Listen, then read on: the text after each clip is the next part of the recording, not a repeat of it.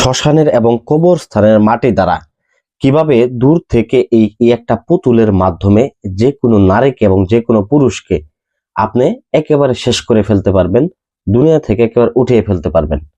তো কিভাবে একেবারে শত্রুকে বান মারবেন, শত্রুকে দমন করবেন, যাদের পিঠ দেয়ালে ঠেকে গেছে, টিকতে পারতেছেন না, শত্রু জ্বালায় অতিষ্ঠ হয়ে গেছেন, তান্ত্রিকের দ্বারে দ্বারে ঘুরতে ঘুরতে প্রতারিত হইতে হইতে জীবনটাই শেষ। ভাই সাহেব, আসলে এইবার তান্ত্রিকের পেছনে ঘোরা বাদ দেন, নিজের কাজটা অন্তত পক্ষে নিজে করেন। আজকে এই ভিডিওর মাধ্যমে আপনি জানতে পারবেন কিভাবে আপনি নিজের কাজ নিজে করবেন। আমাকে এক ভাইয়ের কাজ দিচ্ছে, ভাইটার নামও বলতেছি না, ছবিটাও আমি দেখাইতেছি না, আমি শুধু বলতেছি যে কিভাবে আপনারা কাজটা করবেন। আসলে ইউটিউবে ভিডিও দেখলে পাগলা হয়ে যান, মনে হয়ে যাচ্ছে যে তার কাছে গিয়ে কাজ করি।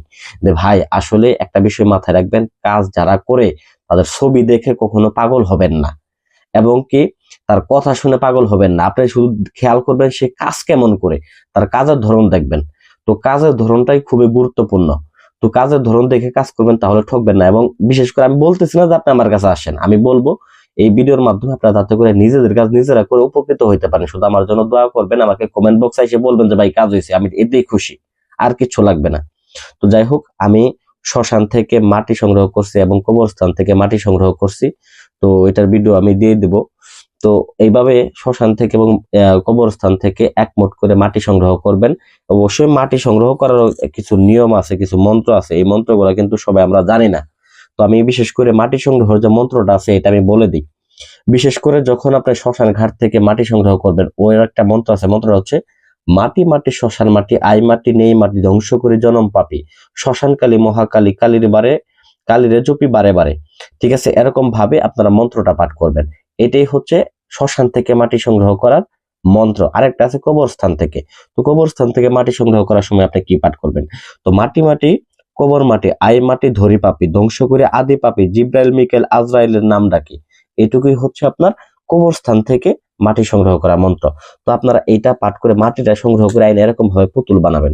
পুতুলটা বানানোর পরে আপনার যে কাজ হচ্ছে সেটা হচ্ছে যে নকশাটা, এই নকশাটা অঙ্কন করা কাম সিঁদুর দ্বারা অথবা শ্মশান কয়লা দ্বারা। দেখেন এখানে শ্মশান কয়লা আমি আইনে রাখছি, শ্মশানে প্রচুর কয়লা পাওয়া যায়।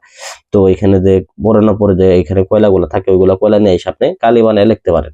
তো লেখার পরে এরকম ভাবে এখানে শত্রুর নাম টাম যা কিছু বিস্তারিত লিখে দিবেন। শত্রু 100% এই নকশার মাধ্যমে এবং এই পদ্ধতি যদি কাজ করেন মাত্র 72 ঘন্টার মধ্যে শত্রু মারা যাবে। 100% গ্যারান্টি। যে অবস্থায় থাকুক, তার শরীর বন্ধ থাকুক বা চালানে বাধা থাকুক, যাই কিছু থাকুক না কেন, যদি আপনি 100 তান্ত্রিক ধারাও কাজ করে থাকেন, তার মধ্যে সমস্যা থাকে বা করতে না পারে, আপনি এই কাজ নিজে করেন, দেখেন তান্ত্রিকের লাগবে না, আপনার এই কাজ দিয়ে আপনি ফলাফল পাবেন 100% গ্যারান্টিতে। তো চলুন আমি বলে দিচ্ছি। তো প্রথমত শনিবার অথবা মঙ্গলবার দিন আসন করে বসবেন। বসার পরে মাটি অবশ্যই সংগ্রহ করবেন, আগে থেকে মাটি সংগ্রহ করবেন, নকশাটা সংগ্রহ করবেন, ছবি সংগ্রহ করবেন, নাম নিবেন, নকশার মধ্যে নাম লিখে দিবেন, ছবিটা দিবেন। বিশেষ করে ছবি যদি দেন সেক্ষেত্রে নাম না দিলেও চলে, সেক্ষেত্রে আমি ছবি দিয়ে দিছি এখানে। তো যাই হোক, এই কাজটা আমি এর আগেও আমি ইউটিউবে দিছি, তো অনেক ভাইয়ের ভালো লাগছে। তো ভালো লাগার পরেই মূলত দেখা গেছে আমি কাজের অর্ডার পাইছি। তো এটা মূলত দেখা গেছে যে আমার মানে 87 বার এই কাজটা বিশেষ করে ব্যবহার করা, 87 বার। এর মধ্যে থেকে আবার প্রায় 2টা কাজ মিস হয়েছে, 2টা কাজ এই কাজ দিয়ে হয় নাই, আর বাকিগুলা হয়েছে। ঠিক আছে, আর বাকি 85 যে কাজ আছে ওইগুলো সাকসেস পাইছি আমি। তো ওগুলা মানে ভুল হওয়ার কারণ হইলো, না হওয়ার কারণ হলো এই নামগুলা ভুল ছিল। তো যাই হোক, প্রথমত আপনি কি করবেন, এই যে নকশাগুলো আছে এই নকশাগুলাকে আপনি সুন্দর করে পেঁচে নেবেন, নকশা এবং ছবিটা। যে এর আগে আমি আরেকটা ভিডিও দিছিলাম আপনাদেরকে, যে ওই ময়দার দ্বারা যেটা আপনি পাতিলের মধ্যে ভরে, ওই রকমই সেম টু সেম এরকম ভাবে আপনারা এটাকে ভালোভাবে পেঁচিয়ে নেবেন, সুন্দর করে পেঁচিয়ে নেবেন,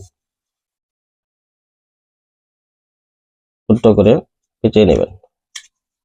পেঁচে অবশ্যই জানেন যে এগুলা বশীকরণ বলেন, ভান মারণ বলেন, প্রত্যেকটা কাজের মধ্যে আসলে নকশার মধ্যে সুগন্ধি লাগাই দেওয়া উচিত।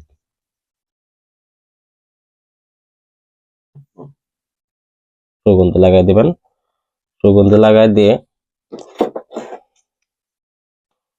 একটু গোলাপ জল ছিটাই নেবেন, কারণ আসলে জিনিসটা পাক নাকি না পাক এটা আসলে বলা যায় না। ঠিক আছে, গোলাপ জল ছিটিয়ে নেবেন। ছিটিয়ে নেওয়ার পরে ভিউয়ার্স, তারপরে দেখেন স্ক্রিনের ভিতরে খেয়াল করেন, এইখানে যে পুতুলটা দেখতেছেন এই পুতুলটার পেটের মধ্যে আমরা এটাকে ঢুকিয়ে নেব। তো এটা মনে করবেন ইকবাল। তো এই ব্যক্তিটাকে ইকবাল মনে করে আমি কাজটা করতেছি, আপনারাও আপনার শত্রুকে মনে করে এটাকে কাজটাকে করবেন।